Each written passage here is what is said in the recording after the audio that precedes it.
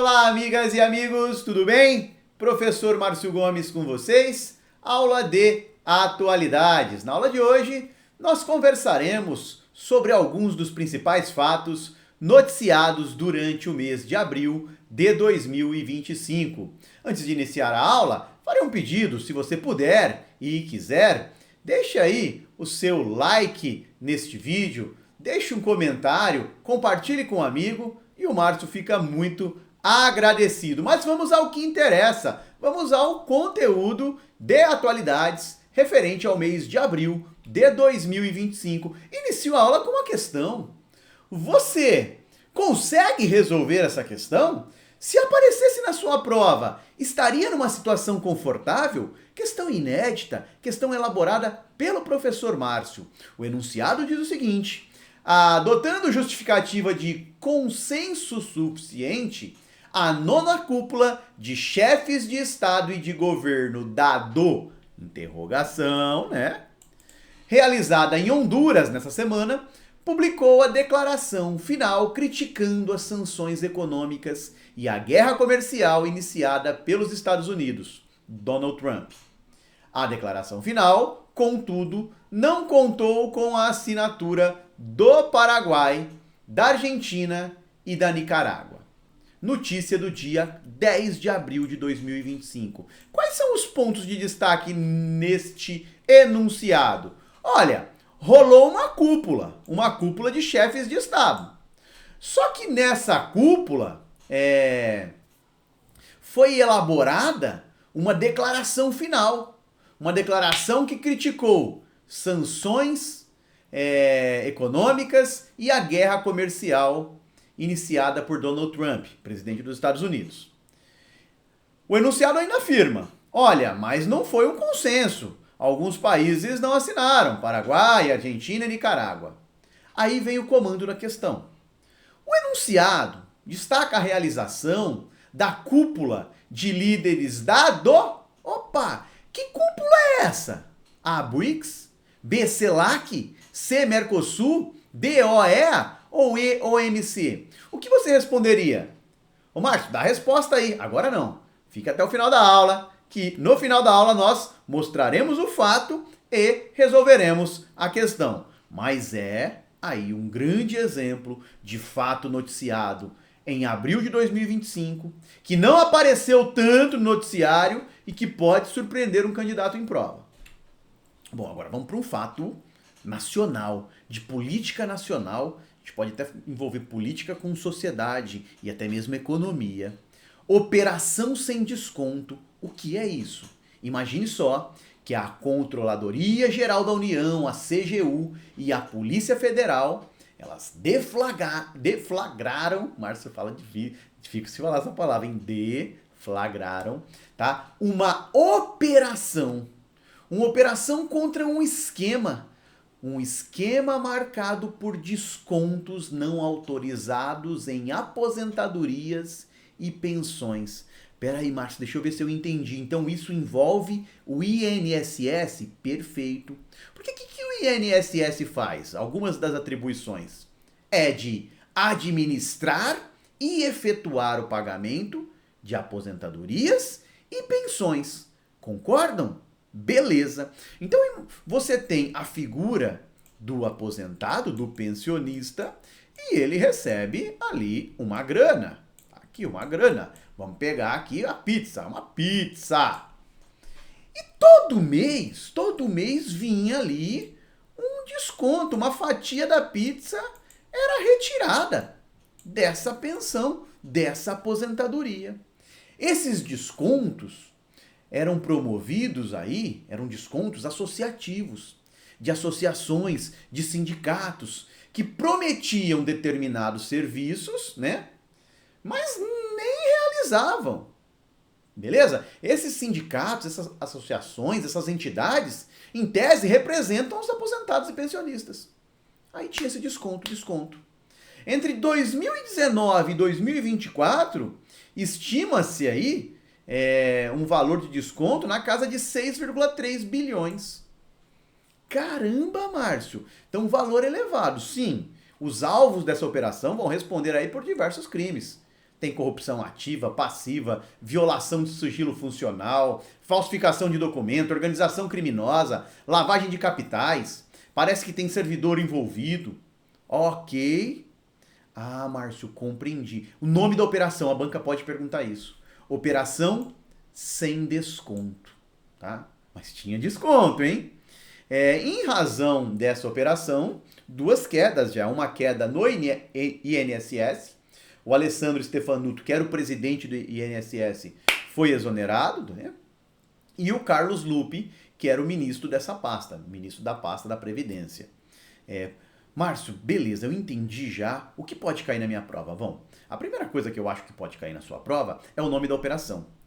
Algumas bancas gostam de nome de operação. Então, qual o nome da operação que descobriu fraudes, descontos no INSS? Pô, pensa o seguinte, essa fraude era marcada por descontos. E a gente não quer desconto. Então, operação sem desconto. Suave? Quem realizou a operação? CGU e PF. Ô Márcio, o que era essa fraude mesmo?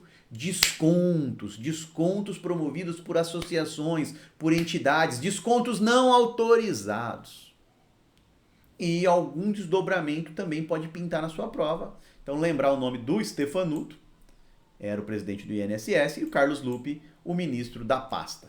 Suave? De boa? Bora agora para o segundo fato, política nacional também, fato polêmico. Ex-presidente Collor é preso. Essa é a manchete.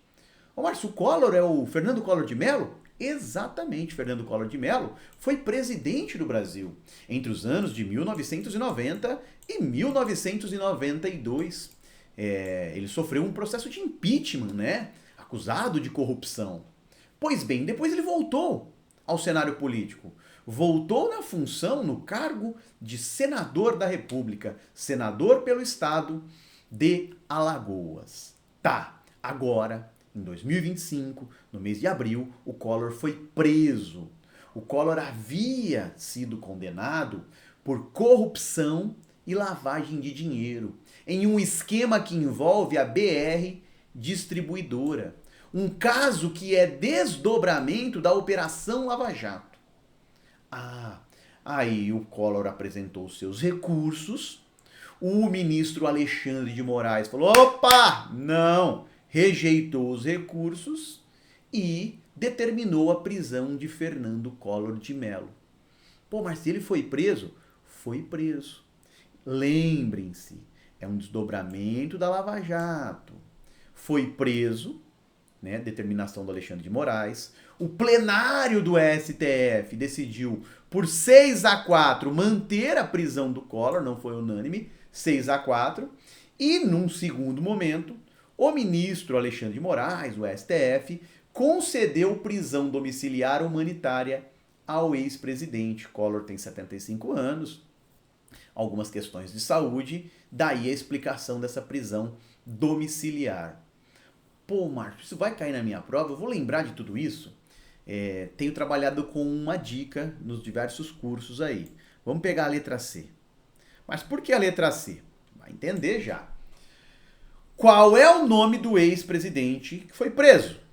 Collor, C. C de Collor, correto? C de Collor. Quem vai preso em geral? Vai pra onde?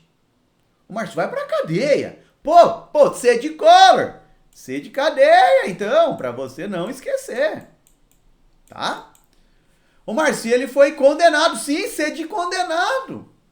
Te ajuda a lembrar. Condenado por quê? Corrupção e lavagem de dinheiro. Corrupção, letra C. Vem pra cá também. Márcio, mas depois ele recebeu prisão domiciliar. Sim, então ele está preso em casa, não na cadeia. Em casa, que também começa com a letra C. Márcio, essa dica sua foi boba, hein? Foi muito boba, também acho. Minha filha dá risada aqui do lado. Mas você não vai esquecer nunca mais. Cair na sua prova, você também dará aquela risada gargalhada na hora. Cuidado pro fiscal não chamar a atenção. Beleza? Agora um fato que traz a América do Sul, que é o continente aí pelo qual as bancas são apaixonadas, cobram muito sobre a América do Sul. Então envolve a América do Sul e uma relação com o Brasil, tá? Olha a manchete.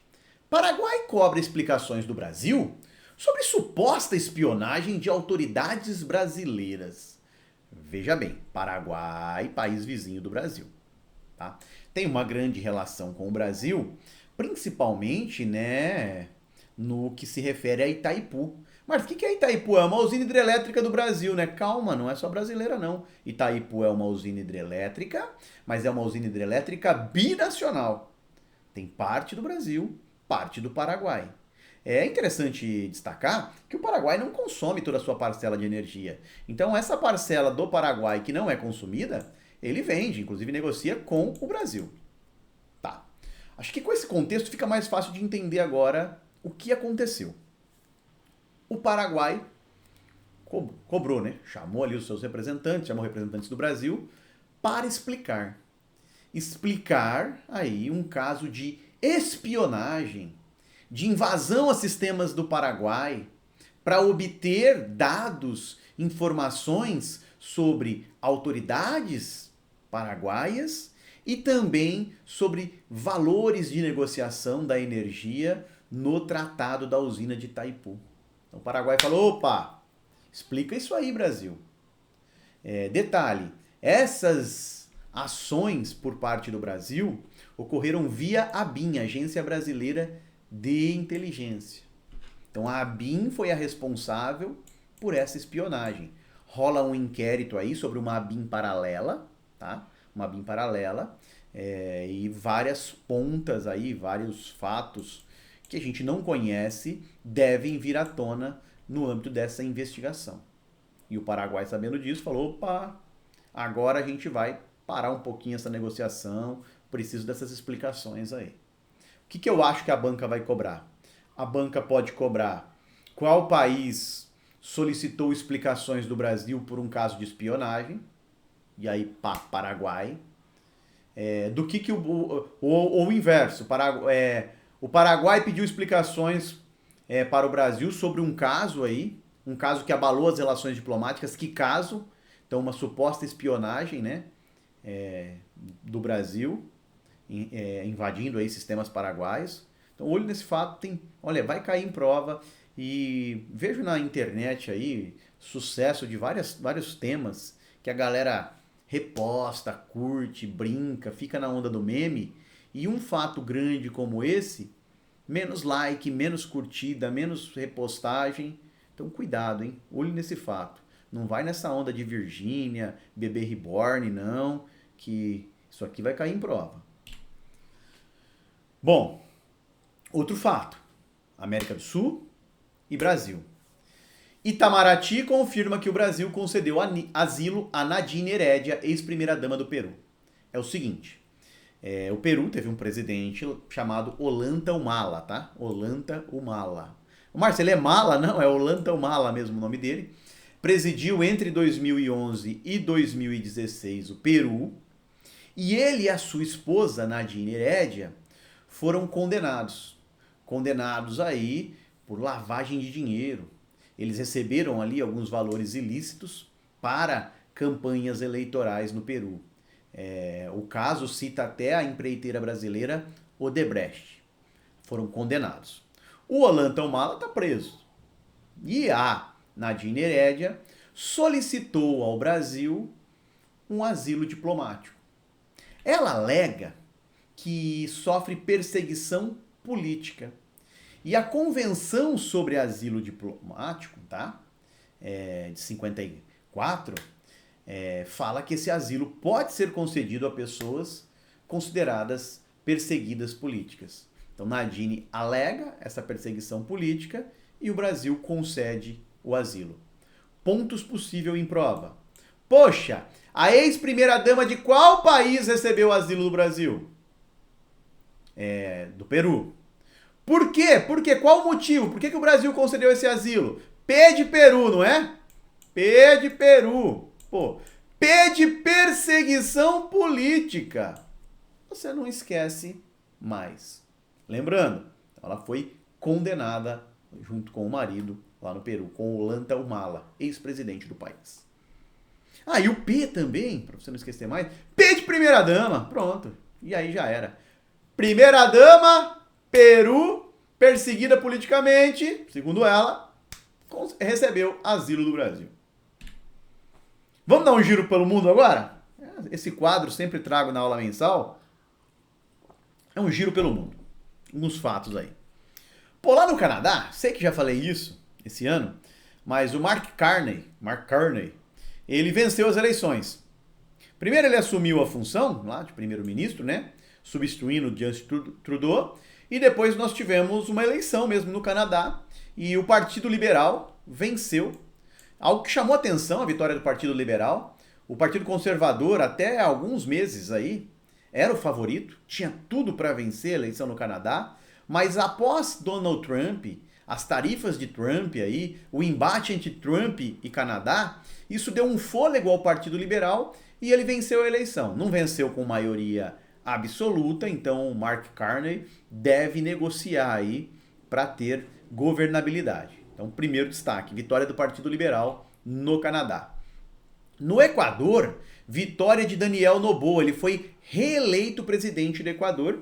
Ele venceu a Luisa González no segundo turno, cerca de 55% dos votos. O Equador que enfrenta aí alguns problemas de criminalidade, violência, narcotráfico. Então, esses serão os desafios de Daniel Noboa nessa nova gestão. Daniel Noboa reeleito. Pensa o seguinte, ele tá na boa. Pô, o cara foi reeleito, tá na boa. Daniel Noboa. É um político de centro-direita. A banca, de repente, pergunta o espectro político-ideológico. Lá no Gabão, tivemos uma eleição e vitória. É difícil falar o nome dele, tá? Nguema, o nome é o de menos, tá? O que eu quero que você entenda sobre o Gabão?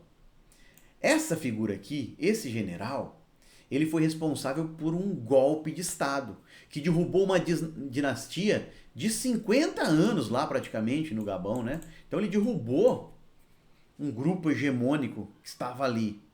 E agora venceu as eleições. Venceu com mais de 90% dos votos. Então, um ponto que chama atenção, de repente, aparece na sua prova. Sei que as bancas se concentram menos em eleições africanas, mas você não pode ser surpreendido. Lá no Sudão, uma guerra interna, uma disputa interna completou 2 anos. No Sudão é o seguinte, também era um país marcado por um regime ali autocrático de longa duração, o regime do Omar al-Bashir. Ele foi deposto em 2019. Entre 2019 e 2023, os militares comandaram o país. E aí em 2023 chegou o momento de fazer uma transição, tá? Transição governamental. Aquela, então, junta militar abriria espaço para um novo governo.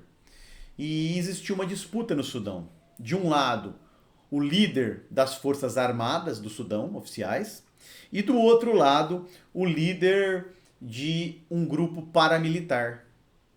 A discordância sobre sucessão entre esses dois líderes, um do exército oficial, outro de um grupo paramilitar, fez com que o Sudão entrasse em uma guerra civil, uma guerra que completa 2 anos. Então, uma disputa por poder entre forças oficiais e um grupo paramilitar. Na Hungria, um fato interessante. O país decidiu sair do Tribunal Penal Internacional, do TPI, também chamado de Tribunal de Haia. O Tribunal Penal Internacional, ele apura crimes de guerra, genocídio, crimes contra a humanidade. Recentemente, emitiu uma ordem de prisão contra Vladimir Putin, presidente da Rússia, por crimes de guerra. Também emitiu uma ordem de prisão contra Benjamin Netanyahu, primeiro-ministro de Israel, por crimes de guerra. Mas por que os dois não foram presos? Porque nem todos os países do mundo seguem o Tribunal Penal Internacional. Ele foi criado através do Estatuto de Roma. Nós tivemos o início, né, em 1998 e a sua formalização em 2002. Vários países do mundo são signatários do TPI, inclusive o Brasil. E a Hungria decidiu se retirar do TPI. O que chamou atenção aqui? Esse anúncio por parte de Viktor Orbán, líder do governo húngaro, Viktor Orbán, que é de direita, esse anúncio acontece quando ele recebe o Benjamin Netanyahu, primeiro-ministro israelense, tá? Também de direita. Então eles têm um alinhamento político-ideológico. E ao receber essa visita, em tese, o que as forças húngaras fariam? Pô, Hungria, as autoridades húngaras, Hungria segue o TPI, há uma ordem de prisão contra Benjamin Netanyahu pisou em território húngaro, pô, vamos prender ele, vamos, né? E aí o Viktor Orbán disse, olha, eu vou sair do Tribunal Penal Internacional. Segundo Viktor Orbán, esse tribunal ele deixou de ser razoável e hoje está marcado por um viés político. Essa alegação do Viktor Orbán, primeiro país da União Europeia a deixar o TPI. Tá? Vários países não fazem parte, tá? Rússia, China, Estados Unidos, Israel, são alguns exemplos. E na França, Marine Le Pen, líder da direita, foi condenada e não poderá concorrer às eleições. Tá? Tem um caso ali de desvio de recursos no Parlamento Europeu, a acusação vai nesse sentido ali, acusada de peculato. Então ela está inelegível, vai ter recurso aí, tem até um pedido de prisão de 4 anos, mas ela deve cumprir 2 em regime domiciliar, se confirmada. Tem uma multa também, mas o que mais chamou atenção é ela estar inelegível. Ela que cresceu muito nas últimas eleições francesas e aparecia aí como uma das favoritas para a próxima eleição. Então, esse foi um giro pelo mundo, alguns fatos aí que a gente precisa conhecer, porque possui potencial de prova. Vamos falar da Argentina agora? Pô, mas por que não colocou no giro pelo mundo? Porque o giro é mais rapidão, né? Vamos falar da Argentina. País localizado na América do Sul. País que tem como presidente Javier Milei. Javier Milei é considerado um ultraliberal, um liberal, beleza? Então, o Milei é o presidente da Argentina, né, Márcio? Exatamente. A Argentina enfrenta, há alguns anos, uma crise econômica. Inflação elevadíssima, juros altos, fuga, difícil você conseguir ali na Argentina efetuar algumas compras internacionais, tem limite ali para você, tinha, né, até então, limite para você comprar dólar, quase metade da população em situação de pobreza, tá? São alguns dados econômicos. Então, uma crise econômica na Argentina. Tal. E como disse, limitação para comprar moeda estrangeira. Até então, até esse anúncio, um argentino poderia comprar ali $200 mensais. Então, a pessoa física, $200. Pô, mas tinha restrição. E o governo, o Banco Central argentino, o governo ali trabalhava fortemente na questão cambial. Tá? Na questão cambial. Em que sentido, Márcio? Determinava o valor da moeda, o valor do peso em relação ao dólar. Então, o governo interferindo muito na economia. Isso não faz muito sentido se o seu presidente é um ultraliberal.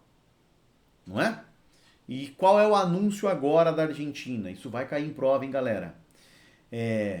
Vai acabar com essa restrição, vai acabar com o cepo cambial, tá? Vai parar de controlar o câmbio e o câmbio não será mais, o valor do peso em relação ao dólar, não será definido aí pelo governo.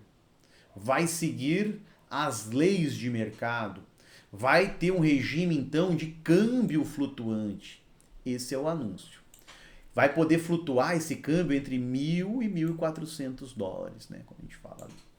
Então, vamos ficar de olho aí, tá? Vamos ficar de olho nessa determinação. Só uma correção aqui, tá, pessoal? Eu falei que vai poder flutuar entre $1.000 e $1.400, não, assim, né? O dólar vai poder flutuar entre 1.000 e 1.400 pesos. Já vamos fazer essa correção aí, tá? Beleza, o Márcio até viu. Já falei, caramba, $1.000 a $1.400 não faz sentido. Então, entre 1.000 e 1.400 pesos, tá? $1. Então, essa vai ser a margem de oscilação. O câmbio vai ser flutuante. Tudo bem? De boa até aqui? Bora pro próximo tópico? Coloquei uma questão. Vamos brincar um pouquinho. Questão cobrada. Banca FAO 2025.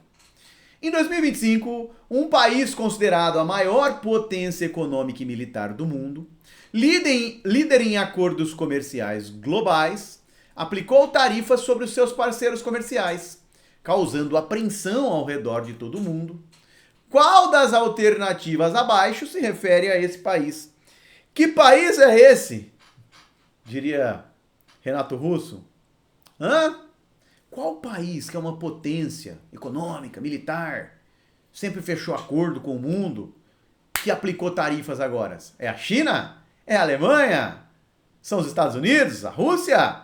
Ou o Japão? Fácil, né? Galera, fácil. Esse diálogo aí envolve os Estados Unidos. Desde que Donald Trump assumiu a presidência, ele tem estabelecido tarifas, né, sobre produtos estrangeiros.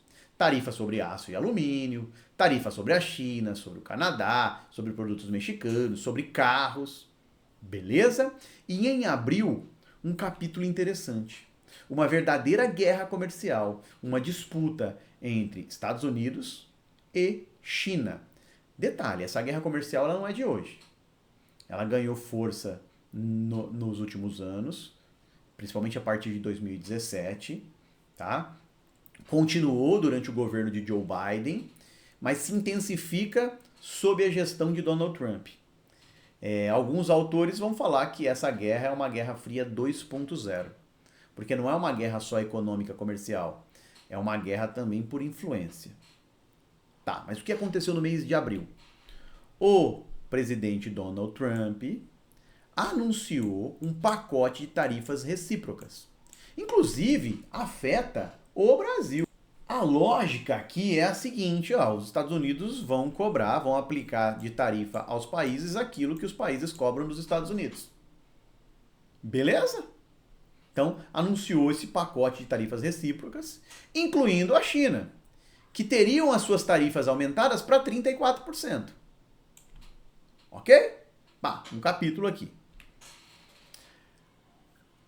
Além disso, as tarifas aplicadas sobre carros entraram em vigor no dia 3 de abril. Então, dia 2 de abril, esse anúncio. 3 de abril, tarifas de 25% sobre carros entram em vigor nos Estados Unidos. No dia 4 de abril, a China anuncia uma tarifa de 34% sobre produtos dos Estados Unidos. Foi, então, um revide, uma retaliação. Agiu de forma recíproca, né? China fala, vai cobrar 34% de produto chinês?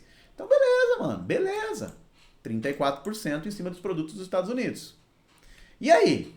Aí, o Trump responde essa retaliação e diz, olha, eu vou ampliar aí para 50%, se a China não recuar. Tá? Se a China não recuar. Aí o Trump anunciou uma pausa de 90 dias, né, nas tarifas recíprocas para os países, exceto para a China. Exceto para a China. E 10% aí, tá? Universal. Aí tarifa universal de 10%. Então, suspendeu por 90 dias tarifas recíprocas e manteve uma tarifa universal de 10% em vigor. Beleza? Tá. A China não recuou e os Estados Unidos aplicaram um adicional. Foi para 84%. Tá? E aí você vai ter um índice que chega a 104%. Caramba, Márcio, então foi aumentando a tarifa sobre produtos chineses? Sim. E o que a China faz? Retalia com 84%.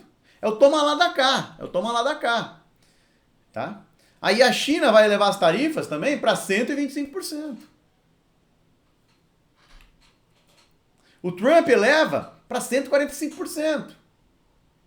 Entendem? Márcio, então tarifa sobre produto chinês chegou a 145%? Sim. E sobre produto dos Estados Unidos a 125%? Sim. É a guerra comercial que a gente tanto discute. Quais os efeitos? Os efeitos são múltiplos. Você pode ter aí uma quebra na cadeia de suprimentos globais, né? Você pode ter elevação de custo de vida nos Estados Unidos, por exemplo. Muitos produtos vêm da China. Pode ter inflação lá na China. Alguns produtos dos Estados Unidos não vão mais para a China, como é o caso da soja, podem não ir devido a essa guerra tarifária. E aí esse mercado, essa brecha da soja, pode ser ocupada pelo Brasil. O Brasil falou, opa, eu vendo soja. Então são vários efeitos globais. Mas não é isso que eu quero explicar agora. Quero que vocês entendam, então, o que é na prática essa guerra comercial. É um país impondo tarifas, o outro ali adotando reciprocidade, e esse toma lá da cá levou as tarifas para números elevadíssimos. Com os Estados Unidos tarifando a China em 145% e a China tarifando os Estados Unidos em 125%. E aí ficou para o mês de maio eles conversarem, buscarem aí um acordo. Vamos falar de ciência um pouquinho? Já cansei de política, né? Cientistas encontram um indício mais forte até hoje de vida em outro planeta. Ah, é, Márcio? Vamos lá. Tem um telescópio espacial lançado nos últimos anos, bem famoso, o telescópio James Webb. E ele promove uma revolução nas descobertas na ciência espacial, porque ele tem uma capacidade muito superior aos demais, aos até então telescópios disponíveis. E o que ele registrou? Ele registrou alguns gases. Alguns gases. Tá, Márcio. E daí? Esses gases, eles são produzidos aqui na Terra apenas por processos biológicos. Ou seja, por processos que têm a participação de seres vivos. Ah, então são produzidos apenas por processos biológicos. Entendi. Então não é que os cientistas encontraram vida em outro planeta. Encontraram indício de vida. Partindo da seguinte lógica: se nesse planeta os gases tiverem o mesmo comportamento que tem aqui no planeta Terra, então foram produzidos por processos biológicos. Tem vida lá. Cuidado! Não é uma afirmação sobre vida humana, tá? A discussão é sobre a presença, a possibilidade aí da existência de micro-organismos. Tá? Micro-organismos. Mas qual que é o nome do planeta? K218b. Então, olho nesse fato, hein? Ciência, quando cai em prova, complica a vida do candidato. Já que falei de espaço, a Katy Perry, cantora famosa aí, ela foi ao espaço. Foi mesmo, Márcio, verdade, foi. Participou de uma expedição da Blue Origin. A Blue Origin é uma empresa que atua no setor aeroespacial. O dono da Blue Origin é o Jeff Bezos, também fundador da Amazon, né? Foi uma expedição só com mulheres, a primeira expedição só com mulheres desde 1963. Elas ficaram aí cerca de 10 minutos no espaço, ultrapassaram a linha de 100 km, né, a linha de Kármán, que é o limite ali, a partir do qual você considera o início do espaço. Então, Katy Perry no espaço. A banca pode perguntar: qual cantora famosa participou de uma expedição espacial aí? Katy Perry. Suave. Ciência aqui também, hein? Ciência e tema polêmico. Uma espécie de lobo, extinta há 12 mil anos, foi recriada, coloco entre aspas, por uma startup. A startup Colossal Bioscience, uma startup dos Estados Unidos, afirma o seguinte: olha, pegamos aí um DNA antigo e recriamos os lobos terríveis. Foram extintos, há milhares de anos. Eles estão em uma reserva natural, de localização desconhecida. Alguns cientistas contestam, falam que não foi uma desextinção, uma recriação. Esses cientistas falam o seguinte: olha, pegou um lobo que já existe, fez uma alteração genética nesse lobo cinza, fez um procedimento de engenharia genética ali e chegou numa espécie híbrida. Então, segundo alguns cientistas, na verdade não é recriar o lobo terrível. É um lobo híbrido aí. Beleza? Tá. Nome, a banca pode perguntar isso, juro que pode. Rômulo, Remo e Calesi. Detalhe, quais são as discussões sobre esse assunto? Quais os limites da engenharia genética? Não seria brincar aí? Brincar de Deus? Outro ponto.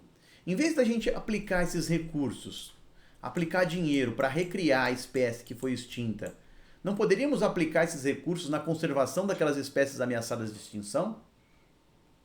Quer um outro argumento ainda? E se essa espécie, por um acidente, ou por dolo mesmo, alguém com essa intenção, liberar essa espécie na natureza? Pode se transformar numa praga? E outras espécies que podem aparecer aí a partir da engenharia genética? Então as discussões são múltiplas nesse quesito. Agora esportes, pô, duas notícias bem legais. A primeira envolve a Rebeca Andrade, ginasta, né? Ginasta brasileira, maior atleta olímpica do Brasil, maior vencedora, 6 medalhas em Olimpíadas, né? 2 em Tóquio, 4 em Paris. Ela concorreu em uma categoria no chamado Oscar do Esporte, Prêmio Laureus, tá? Prêmio Laureus. É o Oscar do Esporte. Ela participou na categoria Retorno do Ano. Em 2024, ela vinha de contusões e mesmo com essas contusões, sagrou-se ali, né, medalhista em quatro oportunidades nas Olimpíadas de Paris. Em uma delas, venceu até mesmo Simone Biles, a maior ginasta da história. Então, Rebeca Andrade, Prêmio Laureus, tá? O Oscar do Esporte, na categoria Retorno do Ano. Outro fato do esporte, o Hugo Calderano foi campeão da Copa do Mundo de tênis de mesa. Ah, Márcio, isso aí é fato grande? Sabe por quê? Ele foi campeão lá na China, contra um chinês, contra o número 1 do mundo. E por que, Márcio, na China é relevante? Porque a China é o país dominante nesse esporte. E o Calderano foi campeão. Então pega a letra C. Letra C de Calderano. Letra C de campeão. Campeão na onde? Lá na China. Fato inédito. Nunca antes um atleta nascido no continente americano havia vencido a Copa do Mundo de tênis de mesa. Só asiáticos e europeus. Uma notícia triste. Seja você católico ou não, é uma notícia triste, né? O falecimento de qualquer indivíduo aí, indivíduo do bem, qualquer indivíduo é triste, e quando você tem um legado como esse indivíduo aqui, acho que a tristeza ela aumenta. O Papa Francisco, até então líder da Igreja Católica, faleceu no mês de abril de 2025, faleceu aos 88 anos. Eu não acho que a banca vai perguntar, quem morreu? Aí uma alternativa, o Papa Francisco, não é essa a pergunta. Mas pode perguntar características. Então, por exemplo, é o primeiro Papa sul-americano. É um Papa argentino, pode perguntar nacionalidade. A banca pode questionar ainda qual é o motivo da morte do Papa. Muitas pessoas sabem que o Papa morreu, mas não sabem o motivo. É um AVC, acidente vascular cerebral. A banca pode perguntar o nome verdadeiro do Papa, né? Como assim, Marcos, nome verdadeiro? O nome de certidão de nascimento ali, Jorge Mário Bergoglio, tá? E ele não foi... A maioria dos papas são sepultados no Vaticano. Ele foi sepultado em Roma, não no Vaticano especificamente. O Vaticano é um país, o menor país do mundo. Então, algumas características que podem surgir na sua prova, tá? O Papa... Eu não gosto de dizer que ele promoveu transformações profundas na igreja, não vi isso, mas ele estabeleceu algumas discussões interessantes, tá? A participação de mulheres em alguns eventos, algumas, né, ações que elas não participavam dentro da Igreja Católica, falou de meio ambiente, falou muito de pobreza, tinha todo um debate social, considerado um Papa progressista, tá? Na Igreja Católica. Vamos falar de duas decisões do STF agora? Tá. A primeira, vinculada à área ambiental. STF determina que a União desaproprie terra alvo de incêndio ou desmatamento ilegal. Então, o ministro Flávio Dino, do STF, diz o seguinte, olha, terra que foi alvo de incêndio criminoso e desmatamento ilegal e que for comprovada a responsabilidade do proprietário, essa terra tem que ser desapropriada pela União. Márcio, ele vai utilizar na Constituição um trecho que fala da função social da terra, né? A terra tem que cumprir a sua função social. Vou tomar um golinho de água aqui, rapidinho. Até pausar que deu uma crise de tosse. Agora sim, restabelecido. Então a Terra tem essa função, deve cumprir esse papel social, essa função social. E quando o meio ambiente não é preservado, fixa o entendimento de que não está cumprindo esse papel social.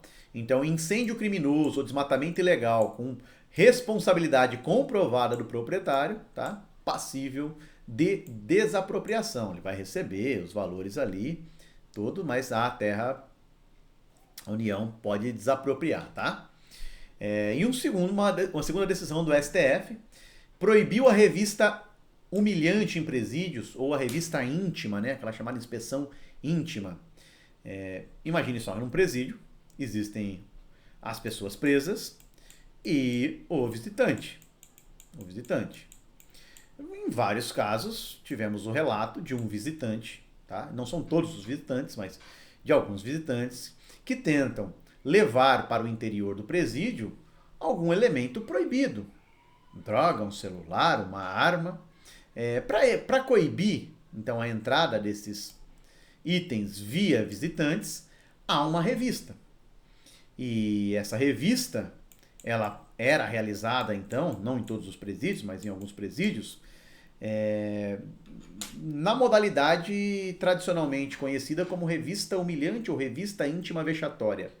A pessoa, o visitante precisa tirar a roupa, às vezes precisa fazer alguns agachamentos ali, alguns movimentos com o corpo, há até ali ações invasivas em alguns casos, e o STF proibiu, falou, olha, essa revista humilhante, essa revista íntima vexatória, ela não deve acontecer. Ah, não, Márcio.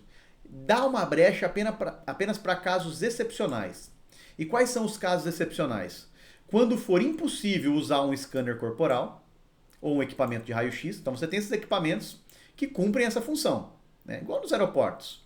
Pô, se esse scanner raio-x não for suficiente e existir um indício robusto, né?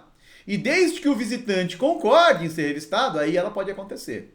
Mas se o visitante não concordar, aí a visita pode ser barrada sim. Tá? Então, o procedimento deve ser justificado pelo poder público caso a caso. Então, duas decisões. STF proíbe revista humilhante, revista íntima vexatória, e STF determina que a União desaproprie terras alvo de incêndio ou desmatamento ilegal quando for comprovada a responsabilidade do proprietário. Agora, dois fatos de relações internacionais. Dois fatos. A gente fechar a aula aí. Conhece o BRICS? O BRICS é um grupo formado inicialmente por Brasil, Rússia, Índia e China. Depois a África do Sul ingressou no BRICS. Eles foram classificados lá no passado, esses países, por Jim O'Neill, como as economias do futuro. Evoluíram, criaram um banco próprio, o novo Banco de Desenvolvimento. Banco que é presidido por Dilma Rousseff, ex-presidente do Brasil. Em 2023, nós tivemos o ingresso, aí, o convite a novos membros para compor os BRICS. Etiópia, Egito, Emirados Árabes Unidos, Irã e Arábia Saudita. Ingressaram formalmente em 2024. Em 2025, a Indonésia passou a fazer parte dos BRICS. E em 2025, o Brasil é o presidente temporário desse grupo. Esse grupo tem um presidente temporário. Cada ano é um país. Brasil, presidente do BRICS 2025. Já anota aí que a banca pode perguntar. E aí rolou essa reunião ali dos BRICS. Não é a cúpula ainda dos chefes de Estado, mas sim dos representantes aí de relações exteriores dos países. Então esse evento no Rio de Janeiro vai sediar aí os eventos do BRICS. E o evento terminou sem uma declaração final. Por quê? Faltou consenso em relação à ONU, Organização das Nações Unidas. Em que sentido, Márcio? Vários países defendem uma reforma da ONU. Brasil, Índia e África do Sul querem uma reforma no Conselho de Segurança da ONU e querem ser inseridos como membros plenos do Conselho de Segurança da ONU. Querem ter cadeira fixa ali. Hoje, só 5 países são membros plenos do Conselho de Segurança da ONU. São China, Rússia, Estados Unidos, Reino Unido e França. São os membros permanentes, né? Brasil quer uma vaga, a Índia também, a África do Sul também. E aí o BRICS começa um discurso, uma narrativa de pressão para a ONU reformar e colocar esses países, tá?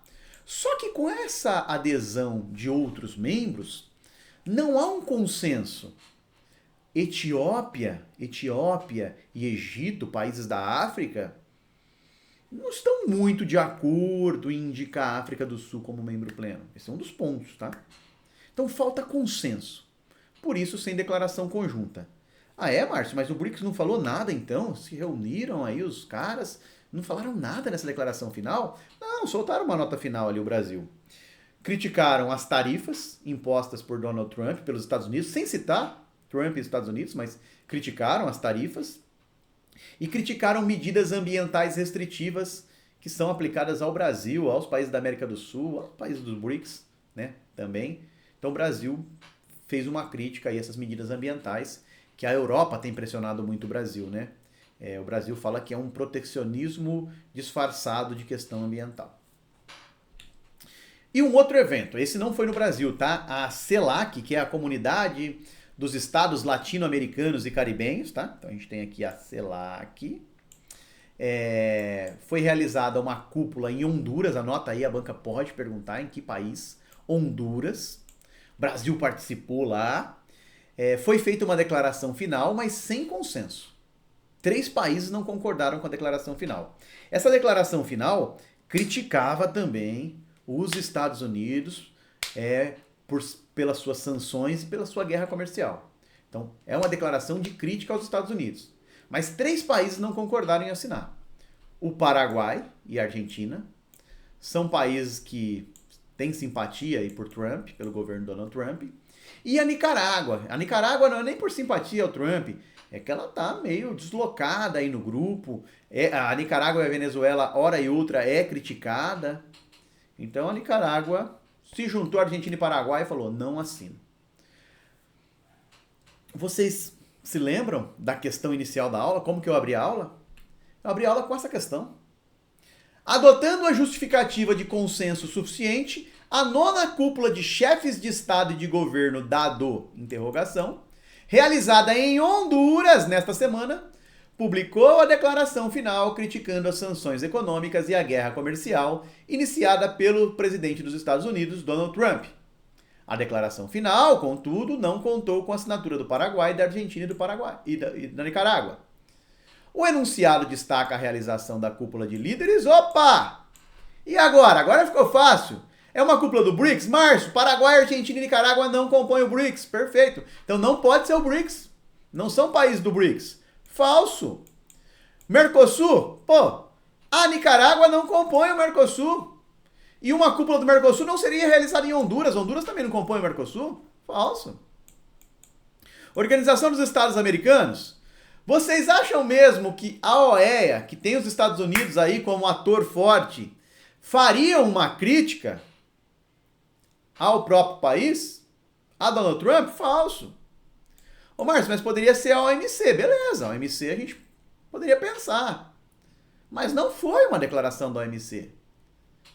O fato aqui envolve a CELAC, Comunidade dos Estados Latino-Americanos e Caribenhos. Cúpula realizada em Honduras, inclusive com a participação do Brasil.